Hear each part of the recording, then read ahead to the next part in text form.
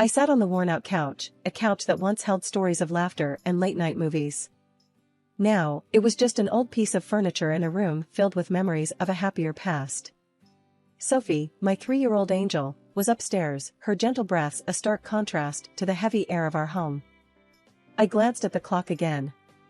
It was past 10 p.m. Mark was late, as had become his norm. The sound of the key turning in the lock finally broke the silence. I stood up, smoothing my shirt, not sure why I still bothered to look presentable for him. "Mark," I called out as he stepped in, looking more a stranger than the man I married. "You're late." He didn't meet my eyes, just grunted a response. "Work. It's always work." His voice, once filled with warmth and affection, now carried a cold, distant tone. I tried to sound casual. "Sophie asked about you today. She wanted to know when Daddy would be home." He shrugged off his coat, hanging it carelessly on the rack. "Kids ask a lot of things. Doesn't mean we always have answers." I felt a twinge of pain in my heart. "Maybe we could do something this weekend? Just the 3 of us? Sophie would love that." Mark snorted, his tone laced with sarcasm. "A family outing? With everything that's going on? Don't be naive, Lily." My hands trembled slightly. This wasn't the man I fell in love with. "It's important, Mark. She needs her father." He walked to the fridge, pulling out a beer. "What she needs is a miracle. Not me playing pretend in a park." I couldn't hold back my tears. "She's your daughter, Mark. How can you be so cold?" He took a swig of his beer, avoiding my gaze. "I'm being realistic, Lily. This isn't the life I wanted. A sick child, a house that feels more like a hospital." I followed him into the kitchen, my voice rising. "And what about me? Do you think I enjoy watching our daughter suffer? Do you think this is the life I dreamed of?" Mark slammed the beer bottle on the counter. "I don't know, Lily. I really don't. But I know I can't do this anymore." I felt a surge of anger. "You want to walk away? From your own child?" He drained his beer in one long gulp. "I need space. I can't deal with this suffocation." "Suffocation?" I echoed, disbelief in my voice. "Is that what your family is to you now?" Mark turned away, his shoulders tense. "It's not just that. It's everything. The constant hospital visits, the medical bills, the way our lives revolve around Sophie's illness. I didn't sign up for this." I was at a loss for words. How had our love turned into this bitter reality? "So, what's your plan, Mark? Leave us? Start over somewhere else?" He didn't answer, just walked past me, his footsteps heavy against the wooden floor. I stood there, a mix of emotions churning inside me. Anger, sadness, and a profound sense of betrayal. Later, as I lay in bed, the space next to me cold and empty, I listened to the distant sound of Mark's TV from the other room. The divide between us had grown too vast to bridge. The man I married, the father of my child, was now a stranger living under the same roof. The hospital room was stark and clinical, a sharp contrast to the warm, lived-in feel of our home. Sophie lay in the small hospital bed, her tiny chest rising and falling steadily. I sat beside her, holding her small hand, trying to draw strength from her innocent slumber. Nurse Janet walked in, her face a mask of professional kindness. "How's our brave girl doing today, Lily?" I managed a weary smile. "She's a fighter. Always has been." Janet checked Sophie's vitals, her movements efficient and gentle. "She's in good hands here. The surgery team is one of the best." I nodded, my throat tight with unspoken fears. "I know. I just wish Mark could be here more. She keeps asking for him." Janet gave me a sympathetic look. "Fathers often find it hard to cope with these situations. But you're doing an amazing job." I sighed, feeling the weight of loneliness. "It's hard doing it alone, you know? He's just not the same anymore." As if on cue, Mark walked in, his arrival less comforting than I had hoped. He glanced at Sophie and then at me, his expression unreadable. "How is she?" "The same," I replied, trying to keep my voice steady.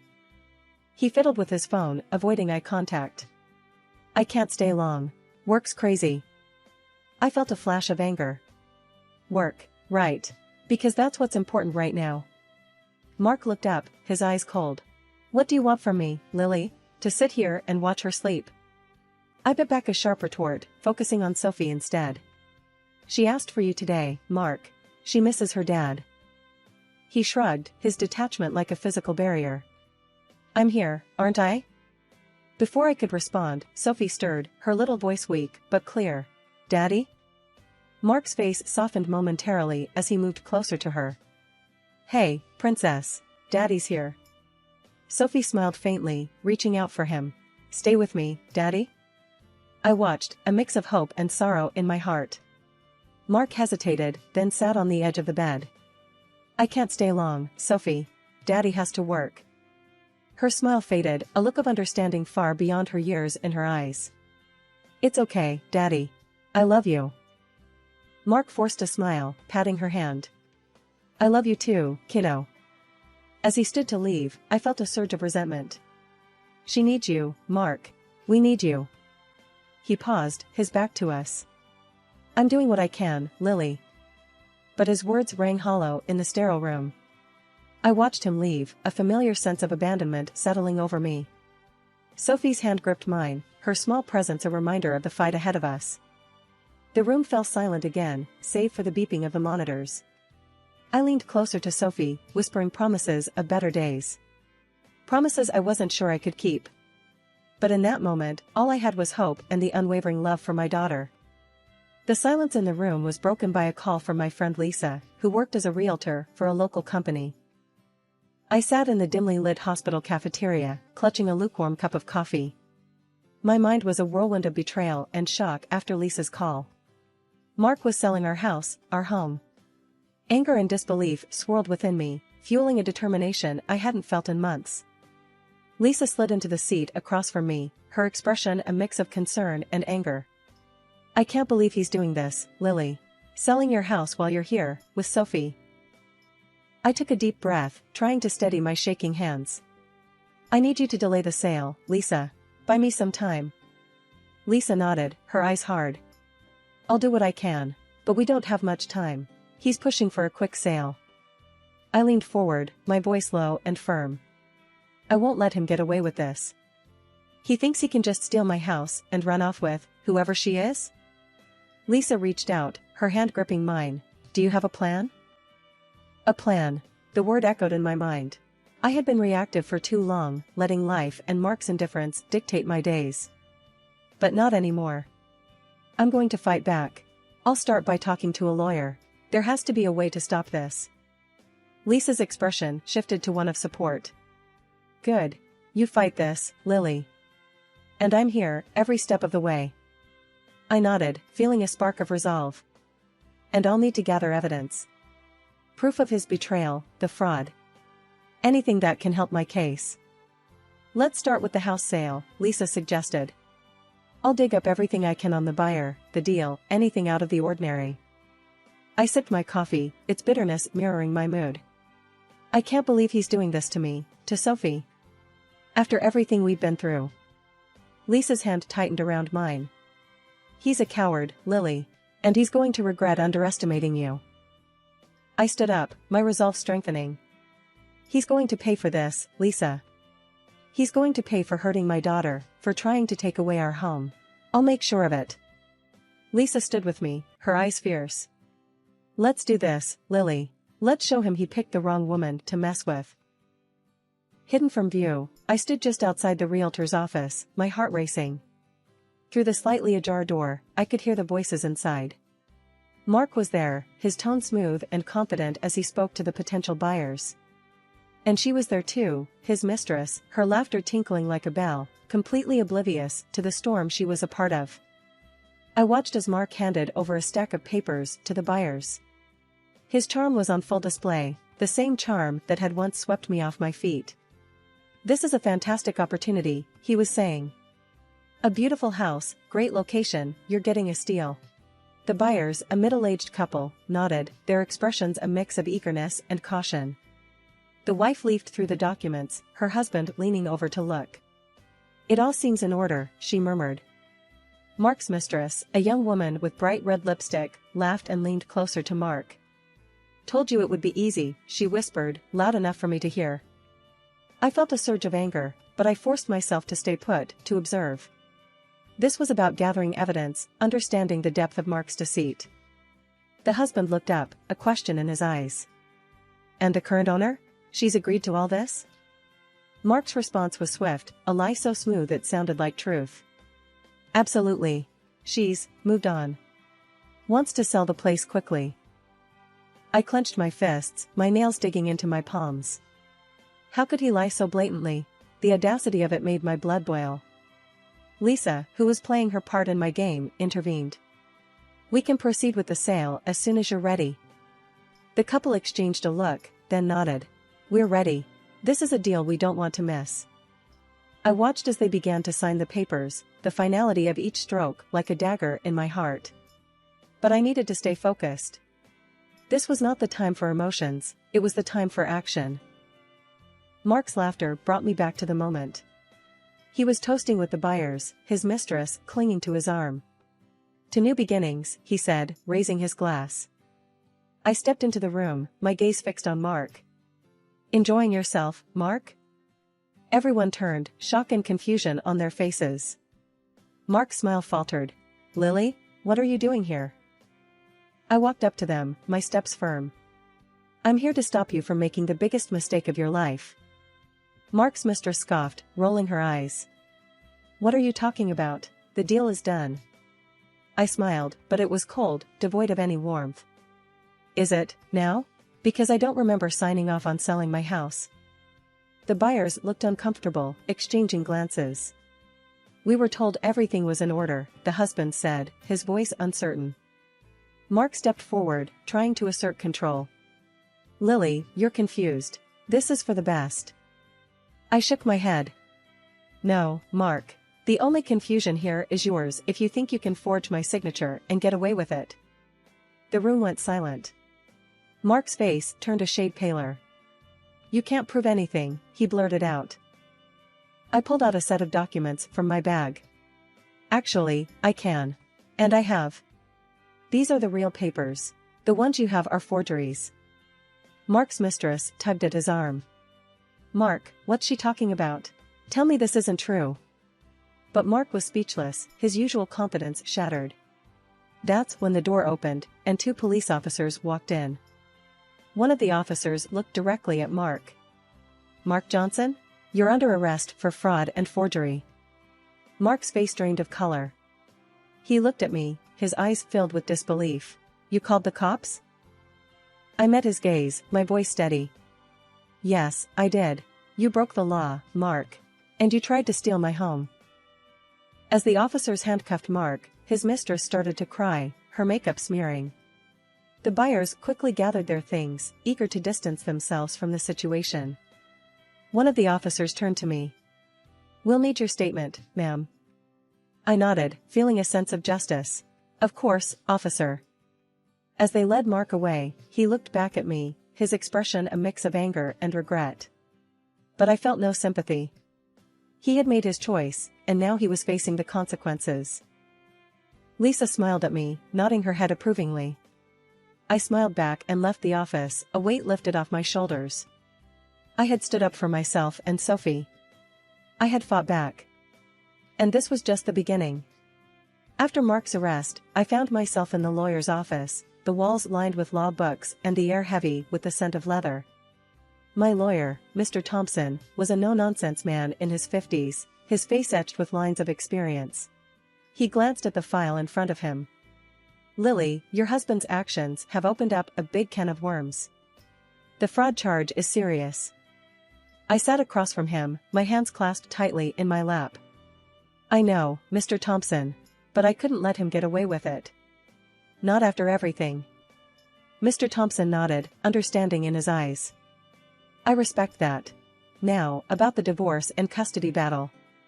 You're in a strong position, but it won't be easy. I leaned forward.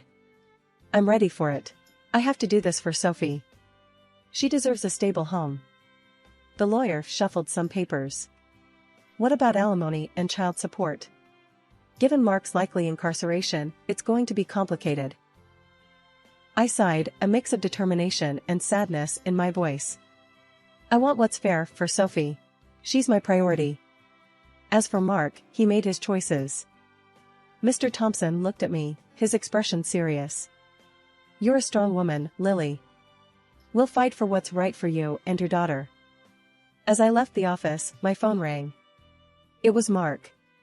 I hesitated but answered. What do you want, Mark? His voice came through, laced with desperation. Lily, please. I messed up. I know that. But don't take Sophie away from me.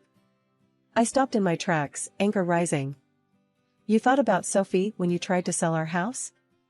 When you spent your days with that woman? He was silent for a moment. I lost my way. But I'm her father, Lily. I love her. I clenched my phone tighter. Love isn't just words, Mark. It's actions. You failed us both. Mark's voice cracked. I'll do anything to make it right. Please, Lily. I shook my head, even though he couldn't see me. It's too late for that. You'll see Sophie, but only under supervised visits. That's non-negotiable. There was a pause, then a soft, defeated sigh from Mark. Okay, I understand. The days were a whirlwind. I spent most of my time with Sophie, ensuring she felt loved and secure amidst the chaos. Her laughter was a balm to my wounded heart. One afternoon, while Sophie napped, I received a call from my sister, Laura.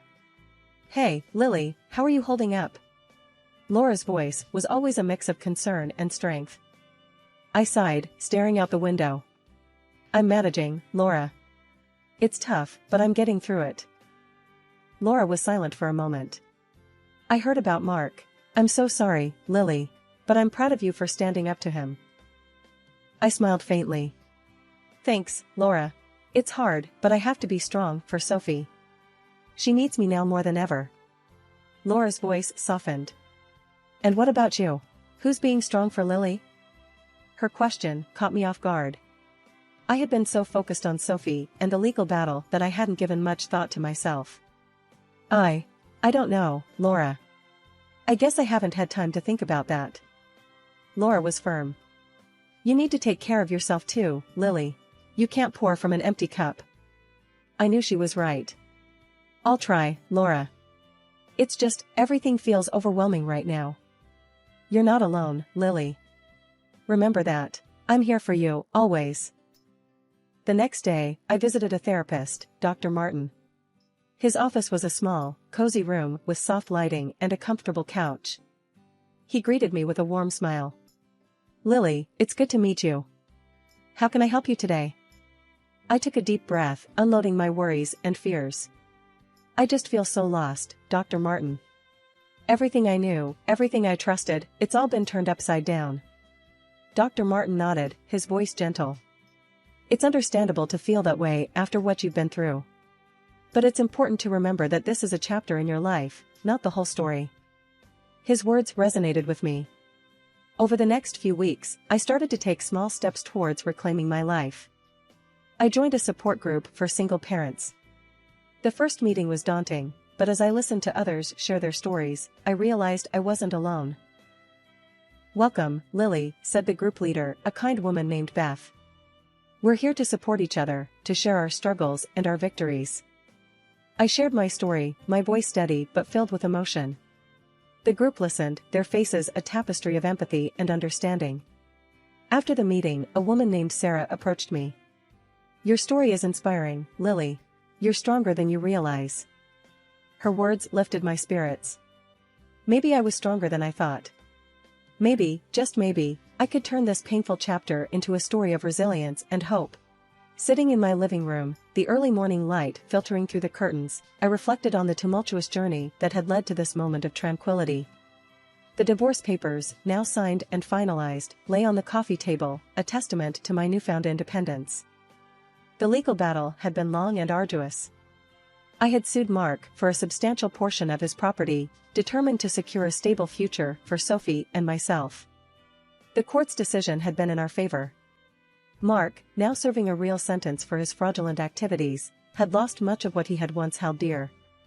His mistress, caught in the web of deceit, was slapped with a hefty fine, payable to me as restitution. I remembered sitting in the courtroom, watching Mark and his mistress turn on each other, each trying to deflect blame. There was no love lost between them, only bitter accusations and desperate attempts to save themselves. Watching them, I felt a sense of satisfaction. They had gotten what they deserved. Their betrayal and greed had led them to this downfall. But amidst the chaos of legal proceedings and emotional upheavals, there was a silver lining. Sophie, my brave little girl, had made a swift recovery after her surgery. Her laughter and energy filled our home with a warmth that had been missing for far too long. As I sipped my morning coffee, I thought about our future. It was a future I had fought hard for, a future that seemed bright and promising.